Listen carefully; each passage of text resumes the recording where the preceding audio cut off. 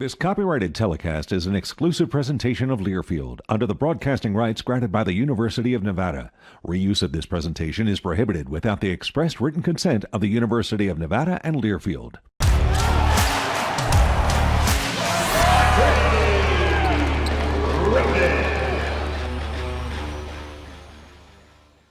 From inside our Champion Chevrolet studios, welcome to a new episode of Wolfpack All Access presented by Champion Chevrolet. I'm your host this week, Shannon Kelly. Mountain West play is here for the Wolfpack men's basketball team after finishing non-conference play with an 8-3 record. Nevada would kick things off in a Saturday afternoon matinee against Colorado State. Let's check out some of the highlights against the Rams. Early minutes, Nevada's Kobe Sanders would feed Nick Davidson, who creates an open lane and slams it home to get the crowd hyped early. It's a 9-8 pack. The Rams would answer with an early run. Nate Clifford, one of the best rebounders in the league, with the putback, caps off a 7-0 run. It's 15-9. CSU humming early. Jalen Lake drains a wide open three, and it's 22-16 Rams. Pack with roughly a 2.5-minute scoring drought.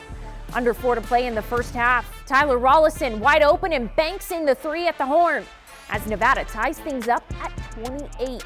The Pack's defense struggling early. A bad turnover here.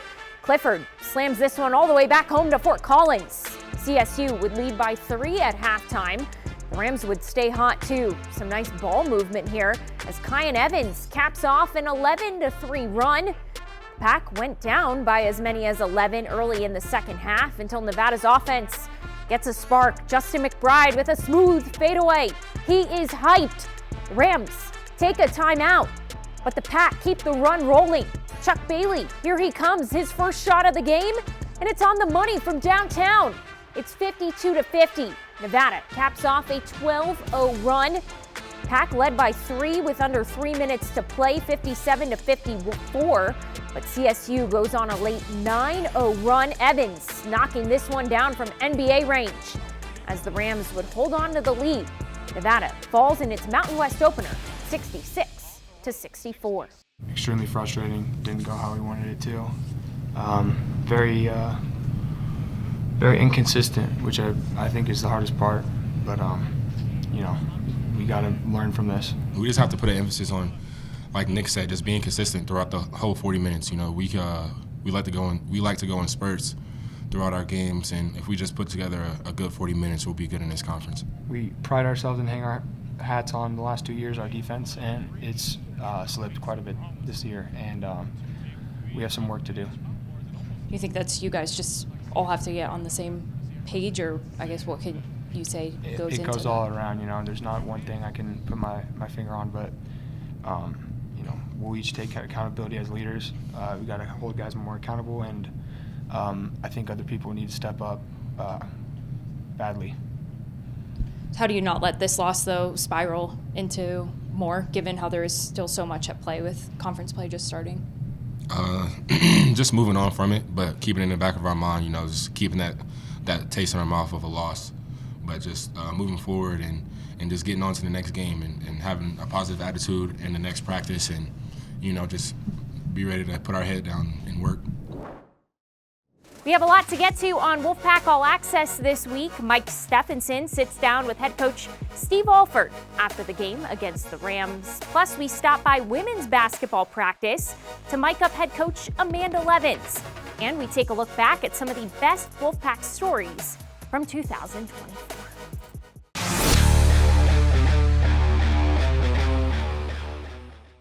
Welcome back to Wolfpack All Access. Let's head out to Legacy Hall as Mike Stephenson chats with Steve Alford. Sanders out to Ducell. That's a big shot left short. Ball's tipped around. Evans is going to chase it down. He's got one man to beat. The layup through the defense of Coleman is good, and that'll prompt a Steve Alford timeout. And a quiet Lawler Event Center. All right, Coach, tough way to open conference play as Colorado State leaves with that 2-point win. What were your immediate thoughts on that one? Yeah, we had bad starts. We got to really look at that as a staff. We're just really starting things slow, and thought our pace was slow offensively, and then we didn't get stops to start either half. Both both our first 4-minute games to start the game and the half were just really bad. So, you know, we talked about making changes after Washington State and those type of things, and you know, I think we got to look at that here this week in practice going into Wyoming, because we've got to do something to get more energy in our starting lineup, to where we're not starting in holes. And I thought today, I don't think we got in huge holes. It's just the demeanor, the shot selection was okay, but and we were scoring early, but we guarded nobody, and we had a lot of missed assignments early, which makes no sense. We've had a week to get ready for them. You know, we've got some experienced players, we got some older players, but we need more maturity. We really do, and that's going to be a key that we talk about as a staff moving forward with our young men. They've got to show. Doesn't matter if you've been in this thing 5 years, 6 years, 7 years. You got to show some maturity along the lines. And you know, we lost the last 4-minute game. I thought the first 4-minute and the last 4 minutes of both halves were not very good. And then you miss foul shots. If you don't guard in those 8-minute windows and you miss foul shots, you set yourself up to, you know, lose a game at home that you should have won. What was your immediate message to them afterward? I can't imagine. I just gave it to you. Yeah, I feel you. Maturity. Right? I I just gave it all to you. Yeah. So you got the whole locker room spiel that it's early. You know, we lost 3 in a row early in the season last year, but you know, just through this many games, last year's team was way tougher mentally, and our guys. That's something that they've got to adhere to. They've got to work on in practice, and they've got to keep each other accountable when things individually aren't going well. That's what the tough mentality comes in. If I'm not making shots or if I'm not doing this, I got to impact the game a different way. And we're just not tough enough mentally yet, and that's the frustrating part. And we're going to have to practice harder, longer, and figure those things out to where the guys can figure out that grind, because the conference is going to be a grind. And you know, now we always talk about if you lose a home game, it's -1. You know, so you don't want to lose home games. We've already lost one in the league play. We lost one in non-league. Now we've lost one in league play. You've got to go on the road to win it, to get it back. And so it starts with Wyoming. There is obviously some pillars in your program that returned: Nick Davidson, Trey Coleman, KJ Himes, but now some new guys sprinkled in. Are they still kind of trying to figure each other out, or when things get tight, who's going to be the guy we look to here? Well, that looks like it's an obvious thing, but now it's like I told several of them afterwards in some individual meetings. We've had 12 games now. Yeah. This is how hard it is. You know, we've talked about it. You got 2 pathways: excuses, that's really easy, or progress. And when turmoil hits you, you either look for excuses, which is easy, and you stay in that storm, or you look for pathways out of there for progress, and that's the harder path. And we've got some guys that have got to understand that. It takes work. You got to get in the gym longer. You can't just be in the gym when the coaches are in there. Yeah. You got to get in the gym and you got to work, whether it's foul shooting, post moves, shots off the bounce, people guarding you, whatever it may be. Now we're out of school. So, you know, are we going to use excuses as finals? You know, that's easy. Or we're sick, we're under the weather. Again, that's easy. Play through it all. Find a way to make a difference in the game. And we just didn't do that tonight, and that's the frustrating part. Early thoughts on the Pokes and just that trip in general? Yeah, I haven't seen much of them. All of our attention's been with Colorado State, so we'll break that film down now, and then again today, the rest of the evening, we'll start as a staff working towards scouting report with Wyoming and those type of things. And you know, but anytime you play on the road or at home, and that's what some of these new guys have got to understand. This is a hard league. A lot of the leagues that they're coming from are not this, and. But I thought our bench gave us, I thought what Daniel and Chuck and Justin gave us on the bench was huge. I thought their minutes in the second half were really good. We just had several starters not play well, and that's going to hurt you when it comes down to the crunch time. We'll try to get a happier note to wrap this thing up. Trey Coleman, now the all-time leader in games played at Nevada, of course an Indiana product like yourself. What has he meant to you personally and to this program? Yeah, just happy for him. You know, he's worked awfully hard through his 5 years here, and you know, he's on pace to graduate, so we got to hope that gets done here in the second semester. But you know, he's meant a lot to us, especially defensively, and I think he's growing offensively now. But to be all-league defensive for 2 years and now a chance to grow that into a third year. But anytime you've been in a college situation and you've played the most games, that's a tremendous feat. And I think he could be on pace for games started as well by the time the season ends. So he's had a very, very good career, and I need his leadership to really step up at a high level, because you always know you're going to get punched in the face. I was hoping it wasn't going to be on game 1 at home, but now we got to respond to that, and we'll see how tough we are. Anything else you got, Coach? Merry Christmas. Merry Christmas to you. We love our fans. We're sorry that, apology to our fans, that I thought our fans were great in the game today. It gave us a lot of energy. We had a great crowd. And it's tough that we ended up starting the conference season off with a loss, but I'll be shocked. I think these guys will respond. We got a long way to go, and it's a long grind, but hopefully you get to spend some time with some family and loved ones and enjoy the Christmas holiday and really celebrate the reason for this season. So Merry Christmas to everybody. A lot of ball left to be played, but you said it. Hope you and yours have a Merry Christmas, Coach, and we'll see you in the Derby. Thank you. Appreciate it. Thanks. All right. Thanks, Mike and Coach Alford. Nevada's next game is after the Christmas holiday when it heads to Laramie to face Wyoming on Saturday, December 28th. Tip-off against the Cowboys is at 1 o'clock, and you can see the game live on Nevada Sportsnet. Coming up next, we stop by the Ramon Sessions practice facility and go behind the scenes at practice with head coach Amanda Levens.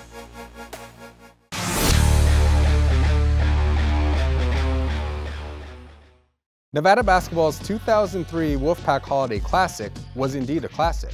Hosting number 6 ranked Kansas inside Lawler Event Center on December 21st, 2003, Nevada rocked the Jayhawks to chalk up the biggest win in program history. Nevada outscored Kansas 40-20 in a dominant first half before cruising to a 75-61 win in a homecoming game for Reno High alum David Padgett. But the star of the show was Nevada's Kirk Snyder, who tallied a career-best 29 points with 9 rebounds and 4 assists in the win. That was the first glimpse of how special the Wolfpack team would grow to become. That March, Nevada reached the NCAA tournament's Sweet 16 with a win over number 3 ranked Gonzaga. 21 years later, the victories over Kansas and Gonzaga are 2 of the school's 3 over top 10 opponents. Welcome back to Wolfpack All Access, presented by Champion Chevrolet. The Nevada women's basketball team returns its top 7 scorers this season under 8th-year head coach Amanda Levens. Nevada Sportsnet's Nikki Pica and producer Zach Briggs stop by practice to mic up Coach Levens and see what practice looks like through her lens.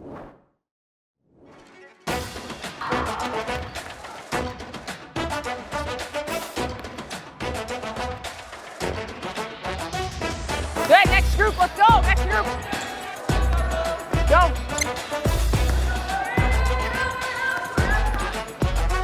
I think they were super welcoming to all of our new players and just kind of helping them understand how we do things, you know, both basketball-wise and non-basketball-wise here.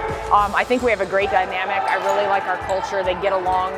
They work really hard. And, you know, I think if we just stay focused on the process and the right things, you know, wins will come. We've been in a lot of close games. And, you know, last year in the second half of the season, those went our way. First half of the season this year, the close games have not gone our way. We're doing a lot of good things to put ourselves in positions to win, and we just have to find a couple more plays, you know, on offense or defense just to make that a different outcome. Dymo gets beat up the sideline. I need to go and help her. That's my job as the shadow, is to make sure the guards are okay. Okay? My 3 coaches, Laura, Haley, and Ashley, we've been together for pretty much the entire time I've been here. So we have great, I think, continuity. We understand like our values and what we want to do, you know, in terms of why we coach. We want to impact them as people and set them up for their life beyond basketball and equip them with the skills they need for that. You're just going through half court, and then the next group you're coming. Make sure that you have a safety, a ball stopper, okay, and someone that's going to pressure the inbounder. It goes ahead. I am sprinting, and I'm getting to the line of the ball and getting in my shadow, and I'm walling this up. Okay, I can go to the 2 guard or the 1. We have a lot of players that have been in a different system. We brought back some things from that system too to help kind of like just have them be more comfortable. And defensively, I feel like we've been really, really solid. We just have had trouble scoring.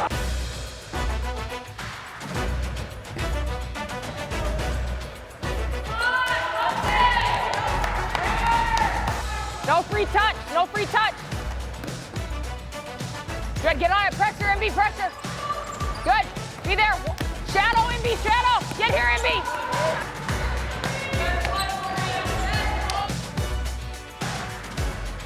Coaches just continuing to believe in them, getting them in the gym, having them play confident athlete, that's everything. Because if they don't believe in themselves, it's not going to happen.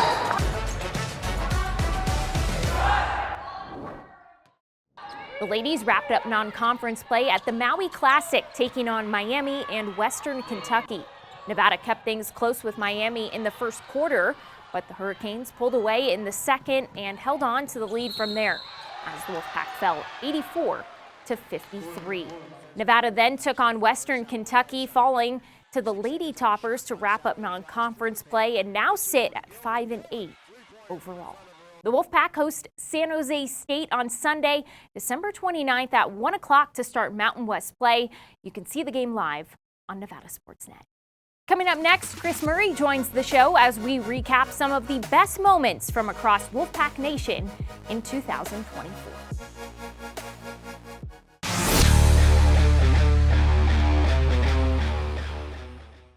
Welcome back to Wolfpack All Access, presented by Champion Chevrolet. Chris Murray joining me as it's our final episode of the year, so we've compiled our top 5 stories from across Wolfpack Nation in 2024. We'll start off with number 5, our most recent on the list, as Nevada is one step closer to securing an indoor field house as funds have been secured this year. Not a lot of wins on the field for Nevada football in 2024, but got one off the field this December when the Board of Regents approved a student fee that will help fund a $25 million indoor field house. This is a facility Nevada's been fighting for more than 25 years. Also part of a progress to try and get $50 million into football over the next 10 years. So some progress off the field for Nevada, and we hope in 2025 more on the field. At number 4 on our list, men's golfer Enrique de Mayuga's historic spring season as he became the first Wolfpack golfer to win 3 straight individual titles. He also went on to compete in the NCAA regionals. He has since transferred to SMU, but what a season it was for him in the spring. One of the few people who only spend one semester at a school but leave a long legacy. Those 3 wins came in a 13-day period, so a great 2 weeks for Enrique before, as you mentioned, he went to SMU, finished 14th in the NCAA Stanford Regional, so a really good short run for Enrique here at Nevada. Halfway through our list, softball slugger Gabby Herrera was named the Mountain West Co-Player of the Year after breaking a handful of single-season records. Plus, diver Melissa Mirafuentes earned Mountain West Diver of the Year honors for a 3rd time. And when you look at the softball side, Gabby became the first Conference Player of the Year for Nevada softball since 2008, so it had been a long time. On the swimming and diving side, a lot of divers of the year for Nevada with Jin Lee Yu's tutelage, Melissa Mirafuentes with a 2-year tenure at Nevada after 3 years at Wyoming. Both had fantastic seasons. They were the only 2 conference players of the year for Nevada in 2024. At number 2 on our list, one of the greatest shots in Wolfpack men's basketball history, Jared Lucas banking in a half-court shot at the buzzer to defeat Colorado State in Fort Collins. And what a night that was, as it was getting close to March during that game. If there's one indelible memory from the season 2024 for Wolfpack fans, I think it is that shot and Jared Lucas's joy for being able to bank in a half quarter. As Nevada led that entire game, it was slipping away toward the end, but he hits that one from about 50 feet out to send the Wolfpack home happy.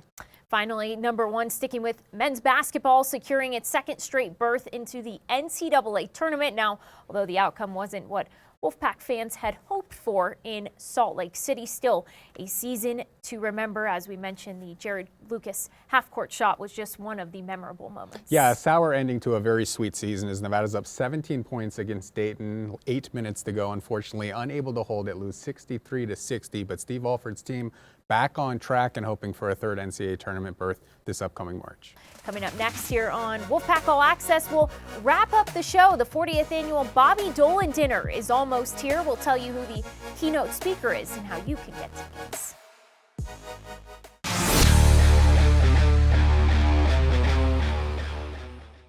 Before we go on Wolfpack All Access this week, baseball season is almost here, so that means the Bobby Dolan Dinner is right around the corner. Nevada Hall of Famer and 14-year Major League veteran Lyle Overbay is this year's keynote speaker. The 40th annual fundraiser is happening on Thursday, February 6th at the Reno Ballroom. Head to nevadawolfpack.com/Bobby Dolan Dinner to purchase your tickets today. Celebrate New Year's Eve at Lawler Event Center and wear silver as Nevada takes on Utah State. The first 1,000 fans will receive New Year's 2025 glasses.